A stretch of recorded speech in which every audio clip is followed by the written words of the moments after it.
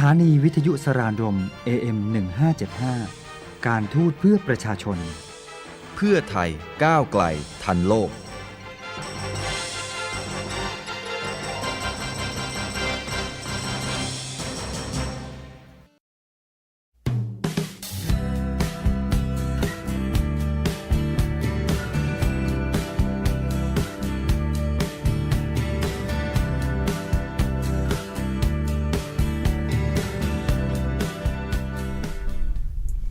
สวัสดีค่ะ It is now 6 p.m. here on Radio Saranrom AM1575, the radio station of the Ministry of Foreign Affairs of Thailand, the radio station for people's foreign affairs. You are now listening to News and Views with me, Venus Asawatpoom.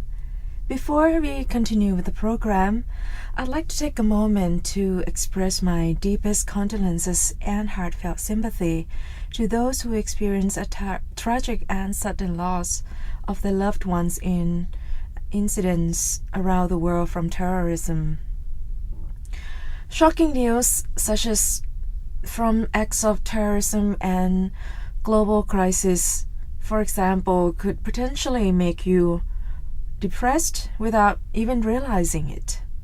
Today's program will provide you a break from current news, something different, to explore why they would be bad for you and what you can do to help reduce stress, anxiety, and depression in life. This excerpt is from the edited extract, from The Guardian's edited extract, and from an essay that first published by Rolf Dobelli, The Art of Thinking Clearly, Better Thinking, Better Decisions. So news is bad for you, and actually giving up reading it will make you happier. News is bad for your health. It leads to fear and aggression and hinders your creativity and ability to think deeply. The solution? You can try to stop consuming it altogether. So, for example, just think about it. Out of 10,000 news stories you may have read in the last 12 months, did one allow you to make a better decision about serious matters in your life? You know, that's a question asked by Rolf Dobelli, the author of this article. So in the past few decades, the fortunate among us have recognized the hazards of living with an overabundance of food, such as, experiencing obesity and diabetes, and have started to change our diets. But most of us do not yet understand that news is to the mind what sugar is to the body. News is easy to digest. The media feeds us small bites of trivial matter, tidbits that don't really concern our lives and don't require thinking. That's why we experience almost no saturation. Unlike reading books and long magazine articles which require thinking, we can swallow limitless quantities of news flashes which are bright-colored candies for the mind. So today we have reached the same point in relation to information that we faced 20 years ago in regard to food. We are beginning to recognize how toxic news can be. There are many problems with it, First, news misleads. Take the following event. This is borrowed from Nassim Taleb. A car drives over a bridge, and the bridge collapses. What does the news media focus on? The car, right? The person in the car, where he came from, where he planned to go, how he experienced the crash, if he survived.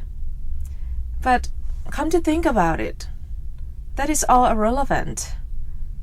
What's relevant? The structural stability of the bridge, that's underlying risk that has been lurking and could lurk in other bridges. But the car is flashy, it's dramatic, it's a person, and it's news that's cheap to produce. It doesn't take much time at all to gather those type of information and, present it to the world to see, basically. News leads us to walk around the completely wrong risk map in our heads. So terrorism is overrated. Chronic stress is underrated. The collapse of Lehman Brothers is overrated. Fiscal responsibility is underrated.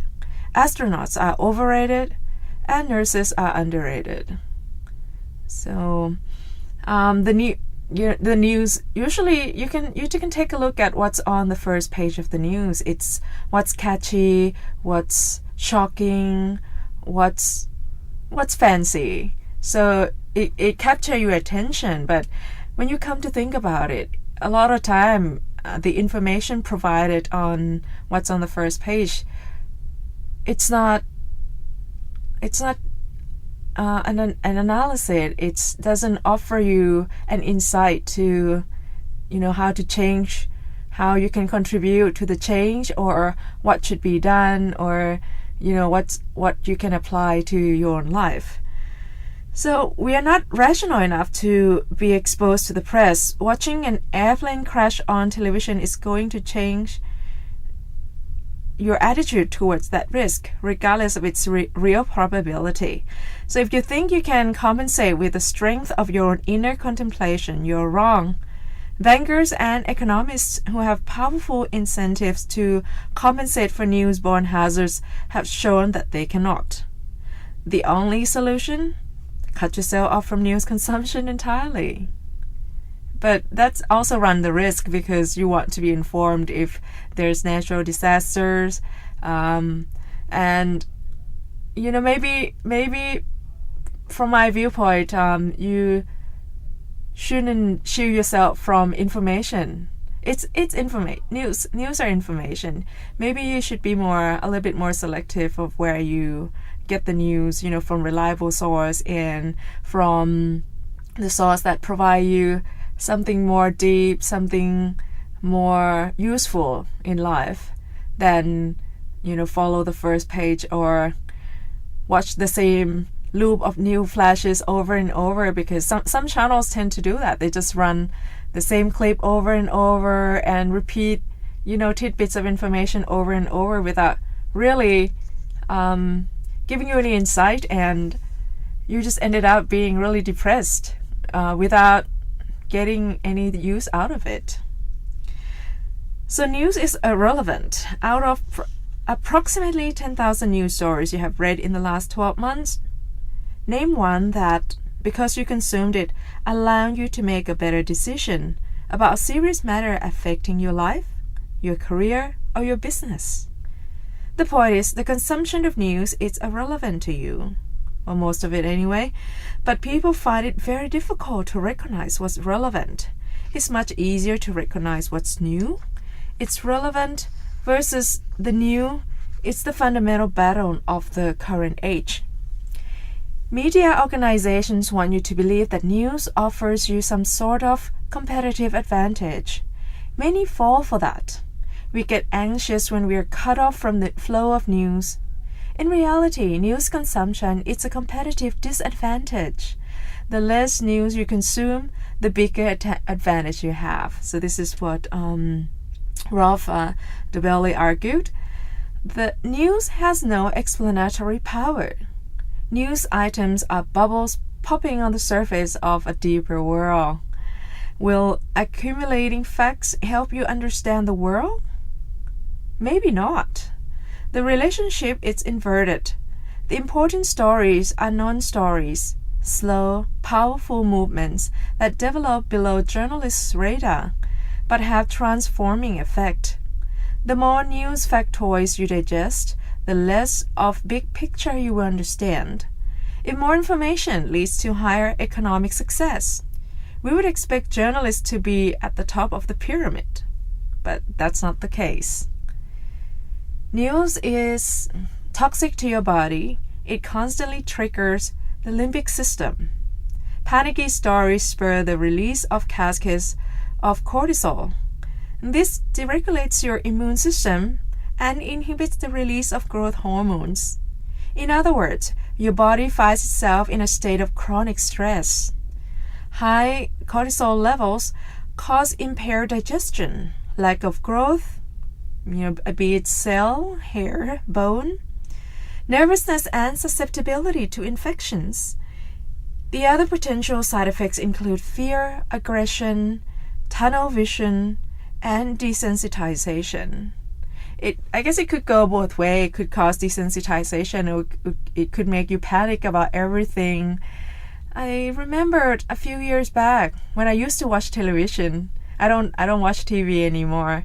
I decided to pick the news, the quality one that I want to read, that provide information, and spend time reading it rather than, watching tidbits of news flashes. And many years ago, actually, I watched a TV series about, and there, people are panicking about bacteria. You can find bacteria all over the place in your house, on the sink, right here and there. And besides increasing sales in antibacterial hand washes, for example, it doesn't really help explain to you that bacteria are our friends.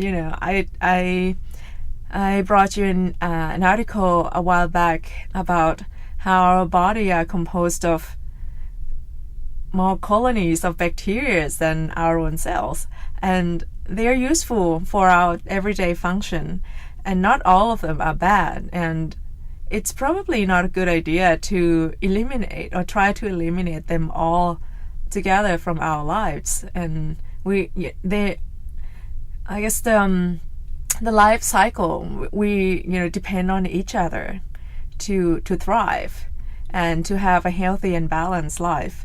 So news can make you panic like that, and kind of it's whatever they pick to present to you. So it's very difficult when a lot of people do not have time to find out further if that's true or not, or if whether there's another sign that's not presented or not. And this, you could run the risk of having a lot of people exposed to it and didn't think much about it and believe it and change their life without realizing that it could cause harm, or they could overdo it. And it's so you have to be a little bit picky about the news source, and if it presents only one side of information, it's your responsibility to if the news not doesn't provide that for you really should find out about it so you can see the other side of the news.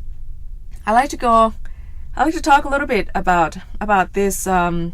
There, a few years ago, there was news about a group of Australian citizens that form a rescue team in Thailand to help with, I guess, it's not, girls that are being brought into brothel, for example. And the news scoop was very big. It was on TV, it was published in print, and people, hailed them as heroes. And then a few years after that, there was an investigation, and people realized that they basically make up lots of information. They did contribute some, but they blew up, the scale of their contribution, and sometimes take other people's work to be their own. This is in order to earn donation, earn money and put in their own pockets, and basically everyone's was apprehended after that investigation. So when you consume the news, you really should think about all the possibilities and kind of divide everything in half. Don't believe in everything that people present to you. Just the same. It's just as the same as things on the internet. It's not necessary too. It's people who provide them. It's people who write them. It could just be purely opinion, has no scientific basis. People can make up photos, photoshops and all that. So it's become increasingly difficult and quite depressing. So I started to be convinced that it's probably better if you reduce your exposure to news a little bit. There are quite a long list of why news are bad for you, but I'm just going to continue with one more, and then change the topic a little bit on how to relax and continue with this new story next time. So the last point I'd like to make is that news increases cognitive errors. News feeds the mother of all cognitive errors, confirmation bias. In the world of Warren Buffett, what human being is best at doing is interpreting all new information so that their prior conclusion remain intact. News exacerbates this flaw. We become prone to overconfidence, take stupid risks, and misjudge opportunities. It also exacerbates another cognitive error, the story bias. Our brains crave stories that make sense, even if they don't correspond to reality. So the author argued that any journalist who writes, "The market moved because of X," or "The company went bankrupt because of Y," it's just an idiot. So he said he was fed up with this cheap way of explaining the world, which basically increases, cognitive errors. I guess reading about how it affects you could make you even more depressed and stressed. So I'm going to stop that for a moment and give you some tips on how to reduce stress, anxiety, and depression from Anxiety and Depression Association of America. So when you're feeling anxious or stressed, these strategies, little short tips will help you cope. First is you can take time out. Practice yoga, listen to music, nice, easy listening music, meditate, get a massage, or learn relaxation techniques. Stepping back from the problem helps clear your head. And eat well-balanced meals. Eating is quite important, If you're stressed, do not skip any meals, but do keep healthy, energy-boosting snacks on hand. Because some people, when they get depressed, they tend to eat sometimes there's a two opposite end of the spectrum here. It could be somebody who doesn't want to eat at all, and there's somebody who eats everything, eating the whole tub of ice cream, for example. Not only it's bad for you psychologically, once you finish that, it would be bad for your body as well. Another tip is to limit alcohol and caffeine because it can aggravate anxiety and trigger panic attacks. So when you're not feeling right, just try not to use alcohol and caffeine. And get enough sleep. When stressed, your body needs additional sleep and rest. And I can tell you that really helps if you get enough sleep when you're stressed. And when I stress, I do get tired easily, and I do sometimes I fell asleep right at 7 p.m., which is not my normal time, so that could happen. And exercise daily. If you can't afford it, of course, try to do it at least every other day to help you feel good and maintain your health. And you can, check out the fitness tips from my previous programs, or I will probably be talking about it later on in the next year. Take deep breaths. Inhale and exhale slowly. That does help right away. Or count to 10 slowly. Repeat and count to 20 if necessary. And do your best, instead of aiming for perfection, which is impossible. It's human habit, Think about progress. Think about what you can do. Be proud of however close you get. Progress, to me, it's more important than perfection. And accept that you cannot control everything. Put your stress in perspective. Is it really as bad as you think? And welcome humor. A good laugh goes a long way. And be around happy people. Be around people who make you laugh. It will just make your day. Maintain a positive attitude. Make an effort to replace negative thoughts with positive ones. And get involved. Volunteer or find another way to be active in your community, which creates a support network and gives you a break from everyday stress. And you definitely feel accomplished, and you feel like you're, being useful and helpful, and it will give you a sense of balance and satisfaction. Learn what triggers your anxiety. Is it work, family, school, or news, or something else? You can identify, write in a journal when you're feeling stressed and anxious and look for a pattern. And talk to someone. Tell friends or family you're feeling overwhelmed. Let them know how they can help you. Personal problem is personal, but you don't have to go through it alone. Nobody has to go through it alone. Reach out, and you will find that there are people, out there who, your friends, your family, or even, physician or therapist. There are people there to help you. And you can also get help online. There are lots of online programs guided by professional coaches to help you turn healthy anxiety management into a habit for free. So, with all that, next time I will continue with the excerpt from Rolf Dobelli on why news is bad for you and maybe some tips for meditation. And I like to state for the fact that, not all news are bad news, and broadcaster here at SaranRom Radio are working hard to bring you information that are relevant to your life.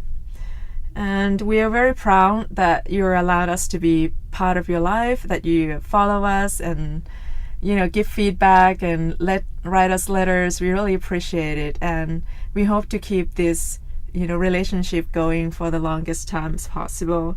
But today our time has come to an end now. If you have any further inquiries, questions, or comments, please write a letter or send a postcard to Venus Asawapum at the Ministry of Foreign Affairs of Thailand, 443 Rama 6 Road, Ratchathewi, Bangkok 10400. And of course, you can view this program on Facebook and YouTube, SaranRom Radio. Thank you for tuning in to News and Views. Have a very pleasant evening. สวัสดีค่ะ